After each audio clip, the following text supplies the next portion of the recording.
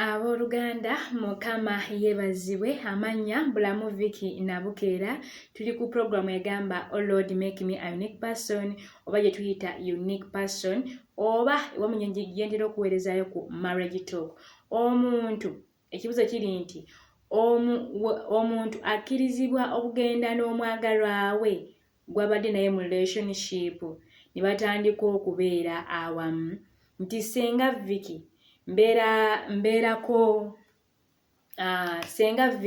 mbeerako n'omwami abadde anjogereza ng'omukwano gutambula bulungi nnyo ddala guli mu 9.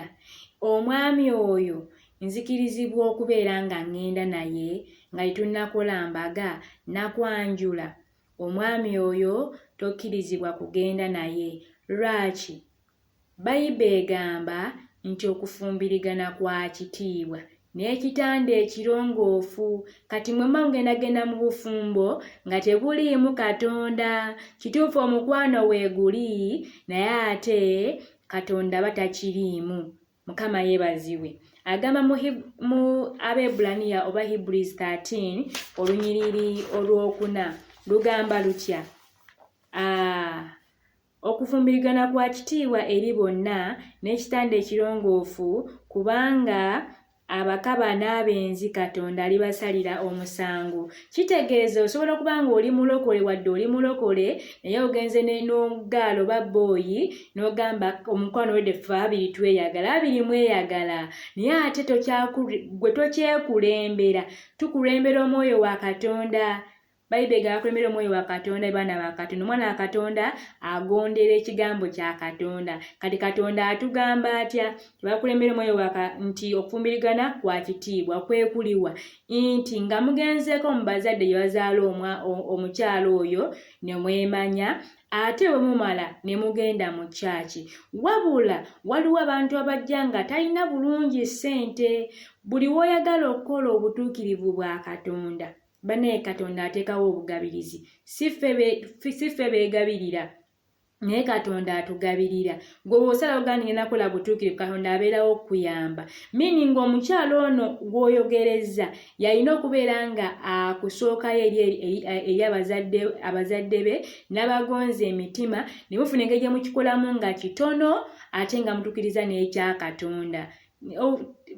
Bayibuli tebagamba nti mala kukola binene. Ky'oyina obusobozi bwo ky'oba okola ate n'akalala mwewale nnyo okubeera nga yemukola emikolo ate mudda mu mabanja gagenda kutta omukwano gwammwe kubanga omwami ku mulimu gy'ali omulimu gwakola kasente katono ate mwagudde mu mabanja g'ebintu. Kati kitegeeza alina olekereza akameezi oba bikoze bitya ojja kuzimusaba enkya ne luli oguddako aboggole. Lwaki? Kubanga ate yeeralikira amabanja. Omukwano mugenda kubula kubanga muli mu mabanja naye bijja kumalako stress. So tukozese kino kye tuyina kubanga abazadde tujja sigala nga tubaweera nga tuli mu maka gaffe. Wabula valuwinga omuntu oyo gw'otutte you value naye kwese ekitono ky'oyina. Osobola okugula ekintu kitono naye ng'omuntu akiraba itizakkiraso okusinziira ku gundi gy'obeera ogiddeko. Mukama yeebazibwe. Kitegeeza nti singa ogenda n'omukyalo oyo ne mugenda mu fumbo bwamwe mweka nga mwetutte mubeera mu bwenzi Katonda aba takiriimu. Mukama yeebazibwe. Awo muba temuli ku kitanda kirongoofu. Ekitanda ekirongoofu kwe kubeera nga amaze okuba nga mukola endagaano mu maaso ga Katonda. Tujja kuba twogera kimu ku kimu ojja kubeera nga okitegeera kubanga n'agamba mu 1 Corinthians 6:17 agamba naye yeegatta ne Mukama waffe gw'omwoyo gumu. 15 Temumanyi ng'emibiri gyammwe by'ebitundu bya Kristo? Kale nzirire ebitundu bya Kristo mbifuule ebitundu by'omwenzi kitalo. Jjukira wali ku gundi ku Hebrews 13:4 atugambye atya nti okufumbirigana kwa kitiibwa n'ekitanda ekirongoofu kubanga abakaba n'abenzi Katonda alibasalira omusango. Ayogedde ku benzi. Kitegeeza benzi be baliwa? Be bano abagenze nga bo beewaggudde ku kigambo kya Katonda. Bayibuli ayagala ekigambo kya Katonda. Kati mubeera mwewaggudde mutandike ebyammwe. Kitegeeza n'amaziga n'obwooka batoto banakuyita Katonda kubanga uba weewaggudde. Mukama yeebazibwe.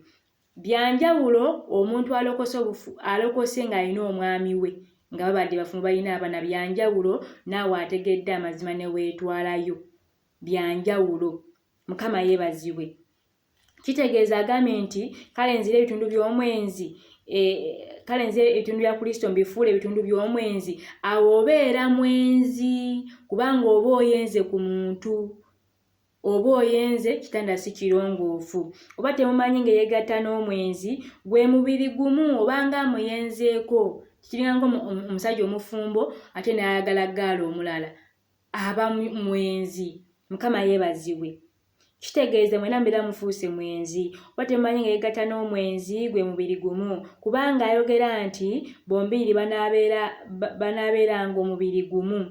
Kitegeeza ono abadde omubiri ogumu nga ne mukola eby'obwenzi mubeera mufuuse benzi. Naye ate singa mukola Katonda kye yeetaaga, awo mba temulina nsonyi maaso ga Mukama, kuba Katonda aba akirimu. Akyogerako eyo maybe gundi Genesis ng'agamba ogundi analekayo simanyi bazadde be n'agenda ne mukyala we ne beegatta ne bafuuka omuntu omu, bombi banaabeera bwereere. Kitegeeza baba tebakiswala kubanga batuukiriza maaso g'abazadde, batuukiriza eno. Kitegeera bintu bibeera kwalaali nga biri watuufu. So tugenda kuba tukoma awo. Abampeere musa Mukama Katonda fanye okulaba nga omubiri gwe ogukuuma gubeere nga Katonda ng'agulimu. Agambye nti oba temumanyi ng'omubiri gwammwe ye yeekaalu y'Omwoyo Omutukuvu ali mu mmwe, gwe mulina eyava eri Katonda, nammwe temuli ku lwammwe, tetuli ku lwaffe mu Kristo, waliwo atuyambako. Kubanga ne mu bufumbo bye tulaga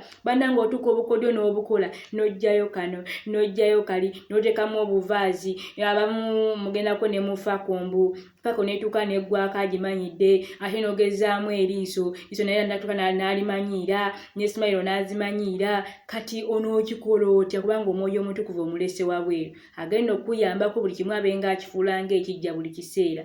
Osobola okubeera n'omuntu nga okola biringa nga bye bimu naye nga buli kiseera balaba nga kipya. Goloza Katonda waffe buli naku tumusinza, naye waliwo okusinza n'awulira nga kusinza kupya, ate nga kusinza kwe ffenna tugenda mu maaso ne tumusinza, naye olowooza lwaki pulezidenti emala nekka nga ate ffenna twali tusinzizza? Wabaawo ekiriwo ekyenjawulo. Kati naawe osobola okuba nga osigadde yeggwe osigadde gwe Viki teweeyerusizza, osigadde mu kkalayo, ate omwami n'asigala ng'akyakwagala era nga luli we kyali. Abampeere omukisa Mukama, tujja kuba nga tutandikira awo mu linnya lya Yesu. Enamba +256 701 079 642. Osobola kunfunako ku side ya cash round. Abagala groups ez'abasingoozi, you can inbox me. Tulinayo eya Harvest Teaching Ministry, tulinayo ey'amaregito okutubayo ku Sunday. Osobola okuba nga otwegattako. Cash round Bulamu Development Center obeera otufuna. Tukola cash round ne mobile money. Tulina business language, osobola okuba nga otwegattako bannange. Business language osobola okubeera nga otwegattako mu Bulamu Development Center. Tulangira ku business z'abantu ez'enjawulo, aba plumbing, aba wedding, abakola ku bya wedding, abakola ku bya masannyalaze, byonna abakola ku bya printers, byonna ojja kuba nga obifuna mu Bulamu Development Center. Abantu abagenda kubeera nga obasangayo. Kyokka ate ne Bulamu Development Center bannange ekola ku cash round. Bagala cash round $5,000, $10,000, $20,000, sente zonna muwendo gwonna gujjirako tugukolako ng'aba Bulamu Development Center. Weekire ate ne monthly